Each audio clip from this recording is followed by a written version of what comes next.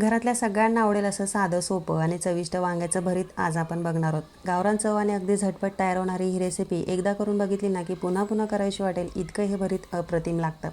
नमस्कार, मी स्मिता। स्मितूज रेसिपीमध्ये तुमचं खूप खूप मनापासून स्वागत करते। रेसिपी जरा देखील आवडली तर एक लाईक आणि कमेंट नक्की करा। आता या ठिकाणी अर्धा किलो वांगी घेतलीत, मी हिरवी वांगी घेतलीत। खरं तर ह्या वांग्यांना जळगावची वांगी असं देखील म्हटलं जातं। आमच्या खानदेशमध्ये ही वांगी सहज उपलब्ध होतात। तुम्ही जांभळ्या वांग्यांचं भरीत खाल्लं असेल ना, पण ह्या वांग्यांपासून करून बघा, खूप चवीला अप्रतिम लागतात।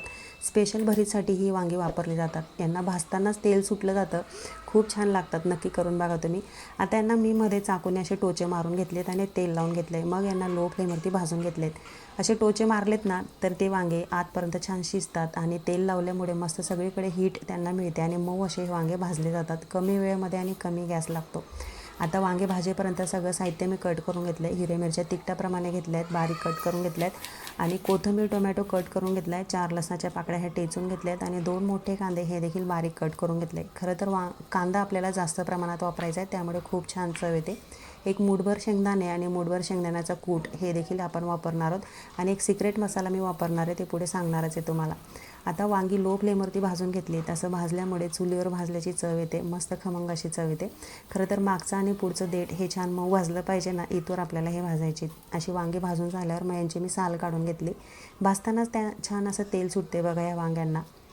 आता साल काढून झाल्यावर यांना मध्ये मी चेक करून घेतले। बऱ्याचदा काय होतं ना, वांगं हे बाहेरून जरी चांगलं दिसत असलं तरी आतमध्ये कीड असण्याची शक्यता असते, त्यामुळे एकदा नक्की चेक करून बघा, मग त्याला वापरायला घ्या।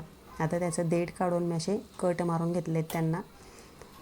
भाजताना एखाद्या वेळेस एखाद्या पार्टमध्ये कचटपणा राहू शकतो, त्यामुळे असं कट मारल्यामुळे तो देखील बारीक कट होतो। आता याला फोडणी करण्यासाठी घेतले। सगळ्या वांग्यांची साल काढून झाली। 2 मोठे चमचे तेल मी तापवून घेतले, त्याच्यामध्ये शेंगदाणे छान खमंग असे भाजून घ्यायचे, परतून घ्यायचे आणि मग मी बाजूला काढून घेतले। असं केल्यामुळे वांग्याच्या भरीतमध्ये हे वांगे छान क्रंची असे लागतात।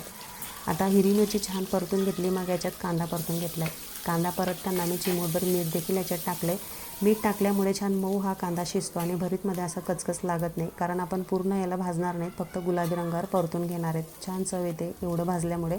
आता कांदा गुलाबी रंगावर परतून झाल्यावर याच्यामध्ये लसूण आपण परतून घ्यायचा आहे, मग टोमॅटो परतून घेतलेला आहे। सगळं साहित्य छान मिडियम टू लो फ्लेमवरती परतून झाल्यावर मग याच्यामध्ये साल काढलेले वांगे छान टाकून घ्यायचे आहेत आपण।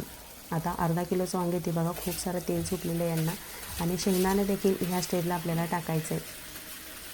आता सगळे वांगे टाकल्यानंतर याच्यामध्ये मी छान परतून घेतले आणि याच्यामध्ये चवीनुसार मीठ, कोथिंबीर आणि शेंगदाण्याचं कूट हा देखील टाकला आहे आणि जो सिक्रेट मसाला म्हटली होती ना मी, तो मॅगी मसाला मी वापरणार आहे। खरं तर मॅगी मसाला न वापरता देखील खूप सुंदर चव लागते, पण तुम्ही मॅगी मसाला टाकून एखाद्या वेळेस करून बघा, खूप छान चव लागते, अप्रतिम येते आणि टेस्ट थोडी हाय लेवलची येते, खूप सुंदर चवीला लागतं। पूर्ण 1 पॅकेट मी वापरले अर्धा किलो वांग्यासाठी।